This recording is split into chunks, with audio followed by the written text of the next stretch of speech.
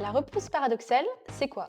Alors la repousse paradoxale, c'est un effet indésirable qui arrive assez souvent dans les épilations laser et qui inquiète beaucoup les patientes. C'est une repousse de poils qu'on n'avait pas avant, sur la zone ou à côté de la zone qu'on va traiter au laser. Elle n'est pas vraiment paradoxale parce qu'on peut la prédire via de nombreux facteurs de risque, comme le type de peau, le type de poil, l'intensité de l'énergie et la zone qu'on va épiler. C'est pas du tout définitif, ça se traite, et notamment au laser. Il y a des séances plutôt rapprochées avec une forte intensité. Peux-tu nous donner les gestes à éviter juste après une épilation laser?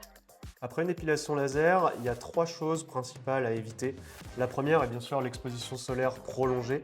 En fonction du type de peau, il vaut mieux éviter entre 15 jours à parfois un mois d'être exposé de manière prolongée au soleil. La deuxième chose, c'est plus des recommandations. On va éviter par exemple pendant les 24 premières heures d'immerger la zone qu'on a épilée, soit à la piscine, soit au sauna. On recommande aussi d'éviter de mettre des produits actifs, surtout à base d'alcool ou d'agents un peu irritants, comme du déodorant sous les aisselles ou de la skincare assez agressive sur le visage quand on vient de faire une épilation.